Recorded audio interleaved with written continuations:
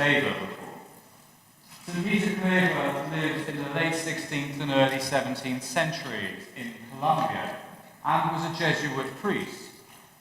And his main mission given to him was to minister to the slaves that had been brought across the sea from Africa to the Spanish Americas to work in appalling conditions.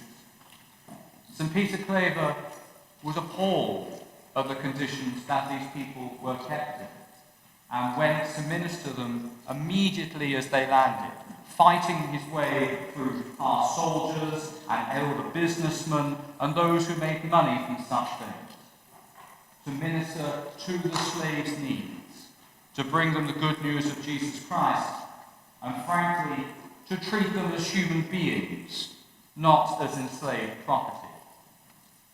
But the story of St. Peter Claver provides all of us as well, frankly, with a stark challenge.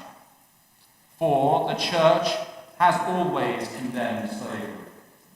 The Church, at the beginning of the slave trade, 100 years before Peter Claver's life, condemned it in the strongest possible way. But yet the Catholic kings of Spain and Portugal, and soon to be France as well, ignored that. And the church hierarchies in those places cooperated in that evil. There were those in the church who opposed the work of St. Peter Claver and so many others to minister to the needs of slaves, to minister to those who were oppressed unjustly, because they bought in to a worldly point of view about superiority, about power, and about money, and the authority of a king or state.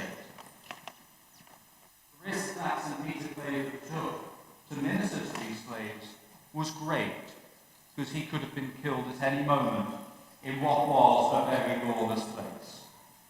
But rather than listening to power, or to the state, or to business, or to society around, he spent his time listening to Jesus Christ in prayer, in quiet, to then go and bring Jesus Christ to those who are being denied the very basics of human dignity and decency.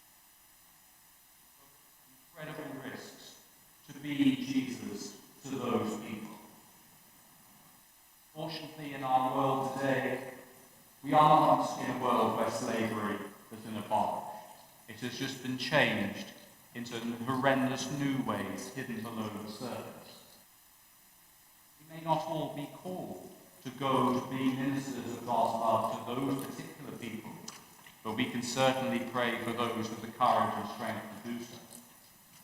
But all of us at times in our lives will be called to not to follow the crowd, not to follow what the world tells us is right, but to take the bold steps to follow Jesus Christ. Not necessarily in big eloquent words, not necessarily by making bold statements in front of lots of other people, but remembering the truth of Jesus Christ. That everybody is created good. Everybody is created as precious gifts of God. And everybody deserves to hear the truth of Jesus Christ and to be treated as God sees them, loved as God loves them. And we are all called to take the risk to live that in our lives, no matter what others say.